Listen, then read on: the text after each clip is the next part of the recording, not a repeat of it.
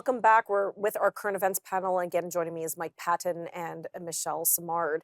We're going to pivot now to another federal government issue. It should be a big issue. I don't know if taxpayers are paying attention, but are you aware that your member of parliament just received a pay raise, that the Prime Minister of Canada just received a pay raise? Are you happy about that? Michael, why don't you start us, or Mike, why don't you start us off on this? Well, it's interesting. Every time I've had a job, and if the option's been mine on how much money I should make, the answer for me has always been more. And it's not dissimilar with federal politicians. MPs are, at the end of the day, responsible for deciding how much they get paid. And it should be no surprise that they've decided they want more. Um, Listen, I've known a lot of politicians over my career. Some of them work very hard and are really quite underpaid for the work they put in, and others work very little. But the idea that they're deciding themselves how much they should get paid is always problematic. It is very strangely bizarre. Michelle, according to some research, this puts Canadian politicians as the highest paid globally, second or only behind the American counterparts. How does a Canadian receive this news when we hear about this affordability crisis that's been going on? So the timing is bad. That's 100%. I think that what should have happened was there was a pay freeze. And then afterwards, of course, you have to have a salary increase. And the reason why is because, like everything else in this world, if you want talent, if you want people to do it, then you're going to have to pay for it. If you want the B team and C team, which I feel sometimes that's what's happening, then, people who are 18 going to go for the big bucks. And if this is not good enough, some people are just not always spirited. So at the end of the day, you have to pay for quality. But the question is, the timing was horrible. People are suffering. Everything is happening with the economy. It's crazy how expensive it is.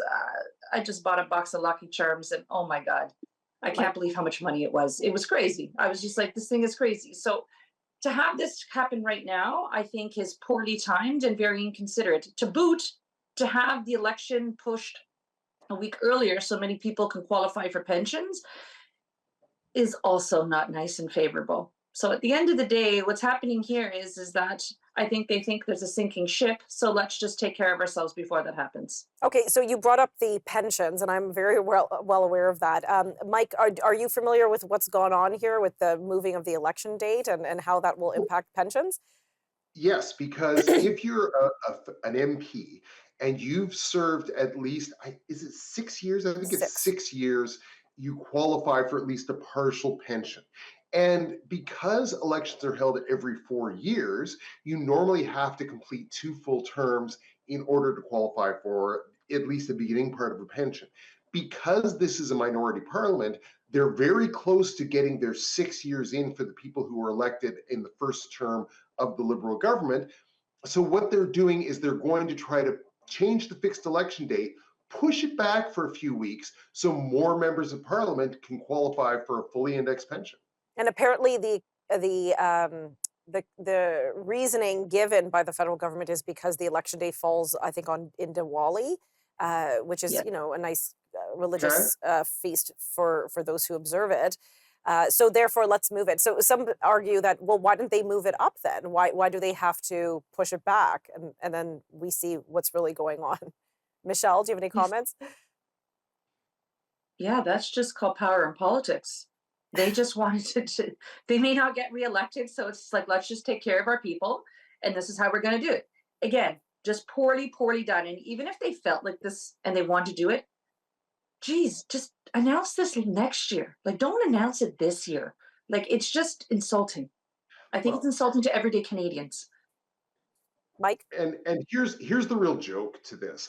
This does not happen in a vacuum. This happened because of pressure that being placed on the government by backbench MPs who are looking at this and saying, "Wow, I may not win the next election, and I will be two weeks short of getting my pension. Can we not just push the election back?" That's what's really motivating, I think, this whole thing. So essentially, if I can distill this properly, what's motivating some of these MPs, if I understand, is essentially keep putting the taxpayer on the hook, because who's paying for these pensions? It's us, the taxpayer. Yeah. Yeah, That's correct. that's very painful. So some families are not having ends meet. Apparently, Michelle, you're finding it hard to buy your box of Lucky Charms. There's no pot of gold for you, but there's going to be a pot of gold for these MPs. Yeah, it's Maybe. We'll see. We'll see. We'll see what happens. I don't know. I think this is, people are going to be upset, especially as we now have a new carbon tax that have just hit an increase. I think people are getting upset. Anyhow, we'll be right back.